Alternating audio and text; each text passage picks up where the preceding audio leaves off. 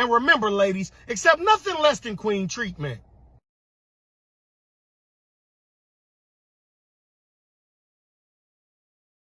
I want you to picture this. A woman is walking blindfolded through a minefield. She's trusting a man standing just outside the danger to guide her. He sees every trap, every wire, every explosive. And instead of warning her, he whispers, "Just keep walking. You'll be fine." She steps forward. Boom! The explosion doesn't just scar her body, it scars her soul. She turns around, confused, bleeding, and shaking. And the same man that could have saved her says, "See, you always messing things up." That's what Adam did. I'm Jacob Riante. I'm a dating coach, and it don't matter if the men don't get it. Ladies, this message is for you. God gave Adam instructions not to eat from the tree way before Eve even existed. Adam had the truth, he had the responsibility, and he had the covering. But when Eve reached for the fruit, he said nothing. He didn't lead, he didn't protect, he didn't stop her. We love to blame Eve, but that's not the full story. Eve was deceived. Adam was negligent. He had the truth in his mouth and silence in his spirit. He had authority, but no action. He watched her fall and then had the nerve to fall with her,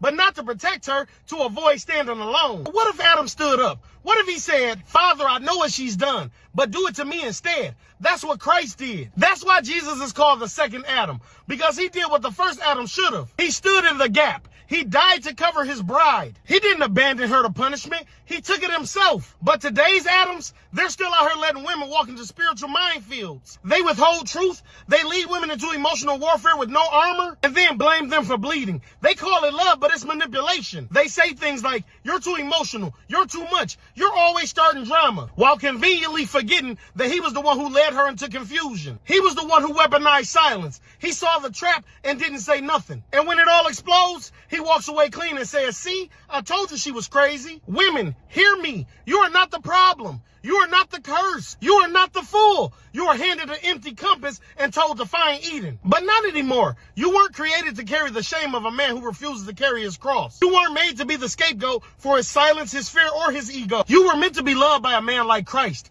not controlled by a man like Adam. So if this message makes some of y'all uncomfortable, good. If it makes some men angry, they need it to be exposed. Because real men don't watch you fall and call it leadership. Real men cover, they protect. And if it comes down to it, they'll take the hit to keep you safe. That's what love looks like. That's what Christ looks like. And that's the standard now.